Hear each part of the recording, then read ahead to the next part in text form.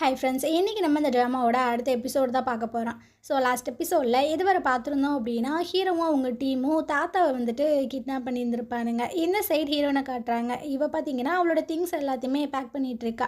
ஏன்னா ஹீரோ வந்து சொல்லியிருந்திருப்பான்ல, நீ இங்கேருந்து போயிருமா அப்படின்ட்டு. ஸோ அந்த திங்ஸ் எல்லாம் எடுத்து வச்சுட்டு இருக்கும்போதே பேக்கெட்டில் பார்த்தீங்கன்னா ஒரு பின்னு மாதிரி ஒன்று இருக்குது.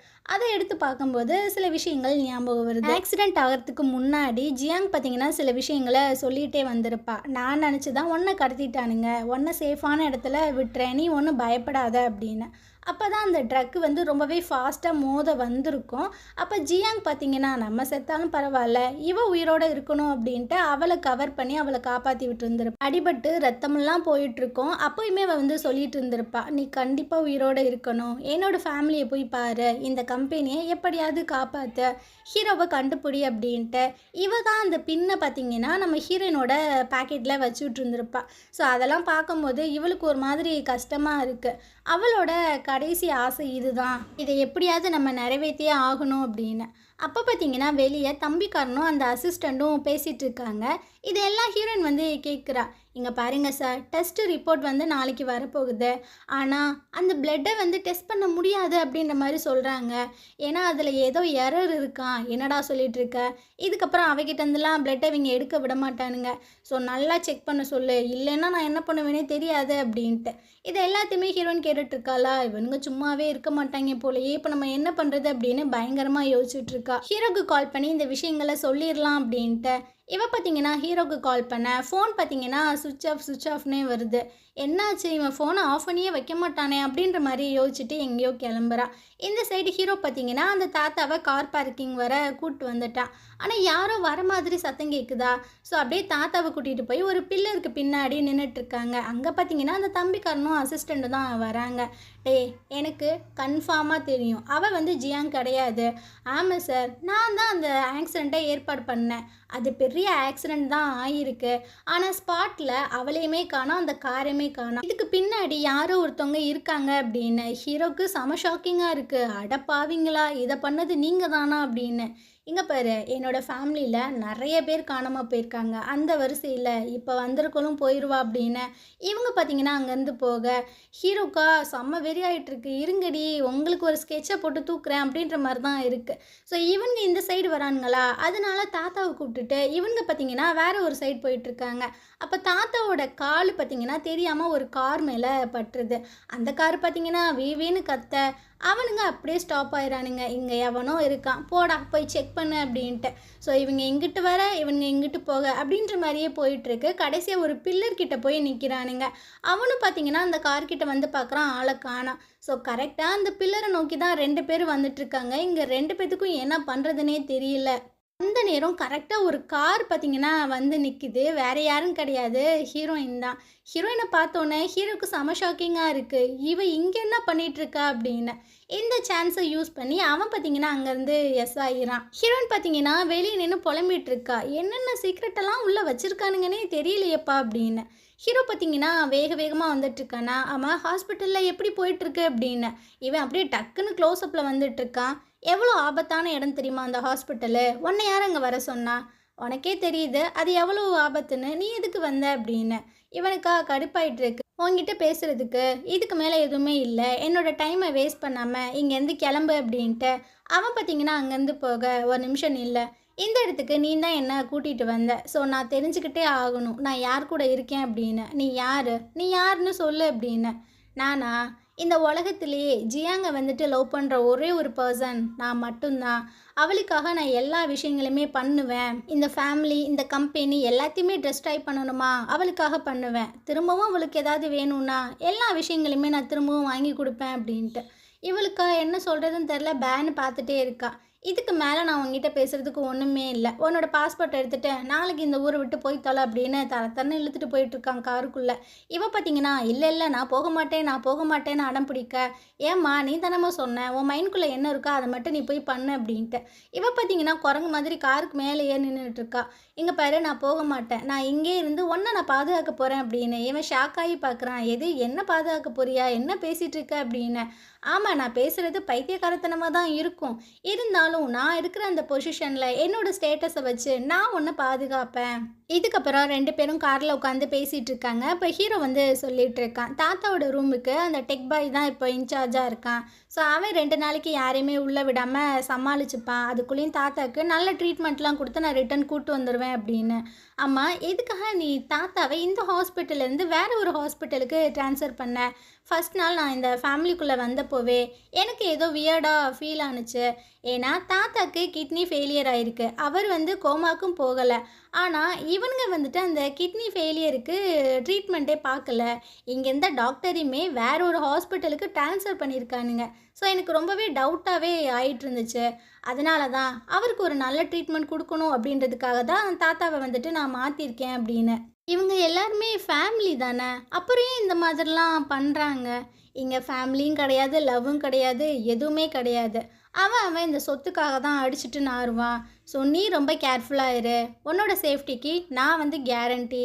நீ அங்கே ஜியாங்க இருக்கிறதுக்கு நான், டெக் பாய், அப்புறம் அந்த பாடி கார்டு 3 பேருமே ரொம்பவே ஹெல்ப்ஃபுல்லாக இருக்கும். எங்களை நம்பு, நீ 1 இயருக்கு அப்புறமா ரொம்பவே சேஃபாக உன்னோட இடத்துக்கு போவ அப்படின்னு.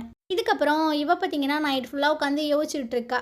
ஹீரோ வந்து சொல்லியிருந்திருப்பான்ல, இந்த உலகத்திலேயே ஜியாங்க என்னை தவிர அந்த அளவுக்கு யாருமே லவ் பண்ணியிருந்திருக்க மாட்டாங்க, அவளுக்கு வேணும் அப்படின்னா இந்த ஃபேமிலியை ஃபுல்லாமே நான் டெஸ்ட்ராய் பண்ணுவேன் அப்படின்ட்டு.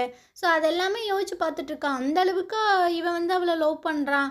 அது மட்டும் இல்லாமல் 1 இயர் கழித்து நான் உன்னை சேஃபாக அமுச்சு விட்ருவேன் அப்படின்ற மாதிரி சொல்லியிருந்திருப்பான்ல, அதையுமே நினச்சி பார்த்துட்ருக்கா. ஒரு வருஷத்துக்கு அப்புறம் நம்ம உயிரோடு இங்கேருந்து போயிடுவோமா அப்படின்ட்டு இவளுக்கே பயங்கர டவுட்டாக இருக்குது. அந்த சைடு அந்த டேங்லின் இருக்கால, அவளை காட்டுறாங்க. அவங்க அண்ணா வந்து சொல்லிட்டு இருக்காங்க, நான் ஒரு பையனை பார்த்துருக்கேன், நீ போய் மீட் பண்ணு. அவன் வந்து ஜூ ஃபேமிலியிலேருந்து தான் வந்திருக்கான், ஆனால் ரிலேட்டிவ்லாம் கிடையாது. இப்போ அந்த ஃபேமிலியில் ரொம்பவே இக்கட்டான ஒரு சூழ்நிலை போயிட்டுருக்கு. அவன் மட்டும் நம்ம சைடு வந்துட்டான் அப்படின்னா இதை சாதகமாக யூஸ் பண்ணி அந்த மார்க்கெட்டை மொத்தமாக க்ளோஸ் பண்ணிவிட்டு நம்மளோட கம்பெனியை பெருசாக ஆக்கிடலாம் அப்படின்னு. அடடா, இது பயங்கர பிளானாக இருக்கே. கண்டிப்பாக இந்த ஜூ ஃபேமிலியை நம்ம பீட் பண்ணி பிஸ்னஸில் பெரிய ஆளாக வந்துடலாம் அப்படின்னு 2 பேரும் பார்த்திங்கன்னா பயங்கரமாக பிளானெல்லாம் போட்டுட்ருக்கானுங்க. அந்த சைடு தம்பிக்காரனோட அசிஸ்டண்ட்டை காட்டுறாங்க. இவன் பார்த்திங்கன்னா அந்த டெஸ்ட்டு ரிசல்ட் எல்லாமே வாங்கிட்டு வந்துட்டுருக்கான். ஸோ அந்த ரிசல்ட்டை காரில் வச்சுட்டு இருக்கும்போதே இவனுக்கு பார்த்திங்கன்னா ஒரு கால் வருது. ஸோ அதை அட்டன் பண்ணி பேசிகிட்டு இருக்கான். டே பைத்தியமே, நான் உன்ட்ட எத்தனை தடவை சொல்கிறது, இது வந்து ராங் நம்பர் அப்படின்னு. இவன் இங்கிட்டு ஃபோனில் கத்திட்டு இருக்கும்போதே அந்த பாடி கார்டு இருக்கான்ல, அவன் பார்த்திங்கன்னா நைஸாக கதவை திறந்து அந்த டெஸ்ட் ரிசல்ட்டை மாற்றி வச்சிட்றான். இந்த ரிசல்ட்டை போய் தம்பிக்கான்ட்ட கொடுக்க அவன் பார்த்திங்கன்னா பூமிக்கும் வானத்துக்கும் குதிச்சுட்டு இருக்கான். என்னால் இதை நம்ப முடியாது. அவன் வந்து ஜியாங்கே கிடையாது. 17 வருஷத்துக்கு முன்னாடியே அவன் இங்கேருந்து போயிட்டா. வேறு யாருமே காண்டாக்ட் பண்ணல. திடீர்னு இங்கே வந்து நான் தான் ஜியாங்கு, என்கிட்ட எல்லா சொத்தையும் கொடுங்க அப்படின்னா எல்லாத்தையும் தூக்கி கொடுத்துருவாங்களா அப்படின்ட்டு கத்திட்டு இருக்கான். இந்த நேரம் வாய மூடிட்டு அமைதியாக இருக்கியா அப்படின்ட்டு அவங்க அம்மா ஆஃப் பண்ணி வச்சுட்ருக்காங்க. சரி, நாளைக்கு தானே ஷேர் ஹோல்டர் மீட்டிங்லாம் நடக்க போகுது, இந்த டைம் நான் வந்து தாத்தா கூட தான் இருக்கணும், வாங்க போகலாம் அப்படின்னு எல்லாருமே கிளம்பி வந்துட்டுருக்கானுங்க. இந்த சைடு அந்த டெக் பாய் பார்த்தீங்கன்னா தாத்தா இல்லை, ஆனால் இருக்கிற மாதிரியும் இந்த ட்ரிப்ஸ் எல்லாம் இறங்குற மாதிரியும் செட்டப் பண்ணும்ல, ஸோ அதை எல்லாத்தையுமே தான் பண்ணிகிட்ருக்கான். அப்போது யதார்த்தமாக சிசிடிவியெல்லாம் செக் பண்ணும்போது இவங்க குடும்பமாக வந்துட்டுருக்கானுங்க. இவங்க 2 பேத்துக்கும் என்ன பண்ணுறதுனே தெரில. ஸோ டெக் பாய் பார்த்தீங்கன்னா வெளியே போய் நின்றுட்டுருக்கான். உள்ளே யாருமே விடலையே. டாக்டர் சொல்லியிருக்காங்க, தாத்தா வந்து ரொம்ப ரெஸ்ட் எடுக்கணும், அதனால் நீங்கள் உள்ளே போகக்கூடாது அப்படின்னு. உள்ளே இருக்கிறது என்னோட தாத்தா, அவரை பார்க்கக்கூடாது அப்படின்ற பெர்மிஷனில் நீ எனக்கு கொடுக்காது அப்படின்ட்டு இவன் பார்த்தீங்கன்னா பயங்கரமாக குதிச்சுட்டு இருக்கான். இருந்தாலும் டெக் பாய் பார்த்தீங்கன்னா 1 இன்ச்சு கூட அசைய விட மாட்டான். சரி சார், பேஷண்ட்டோட ஹெல்த்து தான் எங்களுக்கு ரொம்பவே இம்பார்ட்டண்ட் அப்படின்ட்டு பயங்கரமாக வெறுப்பேற்றிட்டு இருக்க. இந்த அம்மாக்கே கடுப்பாயிருது. ஃபஸ்ட்டு தள்ளுறியா அப்படின்ட்டு இது பார்த்திங்கன்னா உள்ளே போயிட்டுருக்கு. ஸோ இவன் பார்த்திங்கன்னா உடனே ஹீரோக்கு இந்த விஷயங்களை பாஸ் பண்ணி விட்டுறான். நம்பிக்காரன் தாத்தா அப்படின்னு அந்த பெட்டை தொட போகும்போது கரெக்டாக அங்கே ஹீரோயின் வருவாளாக்கும். ஏய், டச் பண்ணாத, தாத்தாவுக்கு உடம்பு சரியில்லை, அவங்க நல்லா ரெஸ்ட் எடுக்கணும் அப்படின்னு டாக்டர் சொல்லியிருக்காங்கல்ல, ஏன் இப்படி பண்ணிட்டுருக்கீங்க அப்படின்னு. இங்கே பாரு, இந்த ஃபேமிலியோட வாரிசு நான் தான். ஸோ யாருக்கு என்ன ட்ரீட்மெண்ட் கொடுக்கணும், எப்போ ரெஸ்ட் எடுக்கணும், இந்த விஷயங்கள் எல்லாத்தையும் நீ சொல்லாத, நான் தான் முடிவெடுக்கணும் அப்படின்னு. இவ பார்த்தீங்கன்னா கடுப்பாயிட்ருக்கா.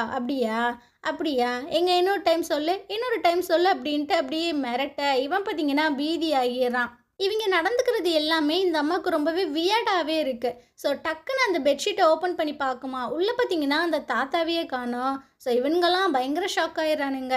இந்த அம்மா பார்த்தீங்கன்னா ஹீரோனை பார்த்து முறைச்சிட்டு அடிக்க போகுதா, கரெக்டாக நம்ம ஹீரோ பார்த்தீங்கன்னா இடையில வந்துடுறான். அவனோட முதுகில் வந்துட்டு அடி விழுந்துருது. இவ பார்த்தீங்கன்னா பேன்னு பார்த்துட்டு இருக்கா. எப்பா என்னை காப்பாற்ற வந்துட்டியா அப்படின்னு. நீ ஓகே தானே அப்படின்ற மாதிரி கேட்டுட்டு அப்படியே திரும்புகிறான். திரும்பவும் அந்த சித்திக்காரி பார்த்தீங்கன்னா அடிக்க வருது.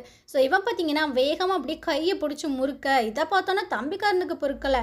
ஏய் நீ எங்கள் அம்மாவை எப்படி நீ டச் பண்ணுவ அப்படி இப்படின்னு. இந்த மாதிரி சும்மா சீனெல்லாம் க்ரியேட் பண்ணாமல் மூட்டிங்கேருந்து கிளம்புங்க அப்படின்னு. அதை சொல்கிறதுக்கு நீ யாருடா, நீ வந்து எங்கள் வீட்டு பொண்ணை டேட் பண்ணலாம், ஆனால் என்ன ரூல் பண்ணுற அதிகாரம் உனக்கு கிடையவே கிடையாது அப்படின்னு அவங்க பையன்கிட்ட சொல்லிகிட்டு இருக்கு. இந்த ஹாஸ்பிட்டலுக்கு யார் இன்சார்ஜோ அவங்கக்கிட்ட போய் சொல்லி ஹாஸ்பிட்டலே மொத்தமாக க்ளோஸ் பண்ண சொல்லுங்கடா, தாத்தா எங்கே இருக்காங்க அப்படின்றத ஃபுல்லாக தேடி கண்டுபிடிங்க அப்படின்ட்டு. அவனும் அங்கேருந்து போக ஹீரோ பார்த்தீங்கன்னா அப்படியே சிரிச்சுட்டே இருக்கானா. ஸோ அந்த லின் கிட்ட வந்து சொல்கிறாங்க, அதாவது லின்னோட அப்பா கிட்ட, இங்கே பாருங்கள் போலீஸுக்கு கால் பண்ணி இவன் வந்து எங்கள் அப்பாவை கிட்னாப் பண்ணிட்டான் அப்படின்ற மாதிரி கம்ப்ளைண்ட் பண்ணுங்க அப்படின்னு. ஹீரோ பார்த்தீங்கன்னா சிரிக்கிறான். என்ன மேடம் பெரிய பெரிய வார்த்தையெல்லாம் சொல்லிட்டு இருக்கீங்க, என்ன பார்த்தா கிட்னாப் பண்ணுற மாதிரியா இருக்கு. உங்கள் ஃபேமிலிக்குள்ளேயே சேர்மனை கடத்திட்டா யாருக்கு பெனிஃபிட்டு, அவங்கள பற்றி நீங்கள் கொஞ்சம் யோசிச்சு பார்க்கலாமே அப்படின்னு. என்ன பேசிகிட்டு இருக்க நீ, என்ன சொல்ல வர அப்படின்னு. நான் சொல்கிற விஷயங்கள் உங்களுக்கு நல்லாவே புரியுது, அதை அப்படியே விட்டா நல்லது தான் அப்படின்னு. இது பார்த்தீங்கன்னா எகிரிட்டு வர எல்லாரும் கொஞ்சம் நிறுத்துங்க அப்படின்னு சத்தம் கேட்குது. என்னன்னு பார்த்தா அந்த தாத்தாவை தான் டெக் பாய் வந்து அப்படியே தள்ளிகிட்டே வந்துட்டுருக்கான் வீல் சேரில். அந்த தம்பிக்காரன் தாத்தான்னு போக அவர் பார்த்தீங்கன்னா அப்படியே முறைக்கிறாரு. என்ன நடந்துட்டுருக்கு, நீ என்னை சுத்தமாக மறந்துட்டீல அப்படின்னு. இவ அப்பான்னு சொல்ல, அப்பாடி அப்பான்ற ஒரு ஞாபகம்னாச்சும் இருக்கே அப்படின்னு. உங்கள் எல்லாருக்கிட்டேயுமே முக்கியமான ஒரு விஷயத்த சொல்லியே ஆகணும். என்னோட சொத்துல எல்லாத்துக்குமே நான் ஈக்குவலாக பிரித்து கொடுத்துட்டேன். ஆனால் இந்த கம்பெனி வந்து இந்த அளவுக்கு க்ரோ ஆகிருக்கு அப்படின்னா அதுக்கு முழுக்க முழுக்க காரணம் ஜியாங்கோட அம்மா மட்டும்தான். ஆனால் அவளும் இப்போ இல்லை. ஆனால் நல்ல வேலையா ஜியாங் இங்கே இருக்கா. அதனால் இந்த கம்பெனியில் அதிகப்படியான ஷேர்ஸ் வந்து அவளுக்கு மட்டும்தான். ஸோ அவள் தான் சிஇஓவாக இருக்கணும் அப்படின்ற மாதிரி சொல்லிடுறாரு. ஸோ அங்கே பார்த்தீங்கன்னா தம்பிக்காரனுக்கு செம்ம கடுப்பாயிட்ருக்கு. இந்த சித்திக்காரிக்கும் செம்மையாக எரிஞ்சிட்ருக்கு. தனியாக போய் இந்த தம்பிக்காரன் பார்த்தீங்கன்னா புலம்பிகிட்டு இருக்கான். எப்படி எப்படி தூக்கி அவகிட்ட கொடுக்கலாம், அவளுக்கு என்ன தெரியும் அப்படி இப்படின்ட்டு. பாஸு நீங்கள் நினைக்கிற அளவுக்கு சிச்சுவேஷன் ஒன்றும் மோசமாக போகலை. அவள் அந்த சீட்டுக்கு தானே போயிருக்கா, ஆனால் அதை அவனால் தக்க வச்சுக்க முடியுமா அப்படின்ட்டு. என்ன சொல்ல வேற, நம்ம நிறைய குடைச்சல் கொடுப்போம், அவளே இந்த பொசிஷன்லேருந்து ஓடிடுவா அப்படின்னு அவங்க ரெண்டு பேரும் வில்லத்தனமாக பேசிகிட்டு இருக்கானுங்க. இந்த சைடு ஹீரோயின் பார்த்தீங்கன்னா யோசிச்சுட்ருக்கா. இந்த சைடு ஹீரோனை காட்டுறாங்க. இவ பார்த்தீங்கன்னா ஹீரோவை பற்றியே யோசிச்சுட்ருக்கா. ஹீரோ வந்து காப்பாற்றிருந்துருப்பான்ல சித்திக்காரி அடிக்க வரும்போது, அவன் மேலே அந்த அடி விழுந்திருக்கும்ல. ஸோ அதை அப்படியே யோசிச்சு பார்த்துட்டே இருக்கா. இப்போ எதுக்கு நம்ம இதெல்லாம் யோசிக்கிறோம் அப்படின்ட்டு. அப்போ யாரோ காலிங் பெல் அடிக்க இவ பார்த்தீங்கன்னா எந்திரிச்சு போயிட்டுருக்கா. அங்கே ஹீரோ தான் வந்து நின்றுட்டுருக்கான். என்னாச்சு என்ன விஷயம் அப்படின்ட்டு. இவன் பார்த்தீங்கன்னா அப்படியே டெரராக பார்க்க, உள்ளே வரணுமா, உள்ளே வாங்க என்னன்னு சொல்லுங்க அப்படின்னு. இவன் பார்த்தீங்கன்னா எதுவுமே சொல்லாமல் அப்படியே நின்றுட்டுருக்கானா. இல்லை ரொம்பவே லேட் நைட் ஆயிடுச்சு, நீங்கள் எது பேசுகிறதா இருந்தாலும் காலையில் பேசுங்களேன் அப்படின்ட்டு கதவை அடிக்க போக இவன் பார்த்தீங்கன்னா அதை ஸ்டாப் பண்ணிகிட்டு இருக்கான். இதுக்கப்புறம் நம்ம ரெண்டு பேரும் ஒன்றா ஒரே ரூமில் தான் ஸ்டே பண்ண போகிறோம் அப்படின்னு. அவளுக்கு பயங்கர ஷாக் ஆயிடுது, எது அப்படின்னு. ஸோ இந்த இடத்துல இந்த எபிசோடு முடியுது. நாளைக்கு நம்ம அடுத்த எபிசோட் பார்க்கலாம். இந்த ட்ராமா உங்களுக்கு பிடிச்சிருந்தது அப்படின்னா கண்டிப்பாக நம்ம சேனலுக்கு சப்போர்ட் பண்ணுங்கள். தேங்க்யூ.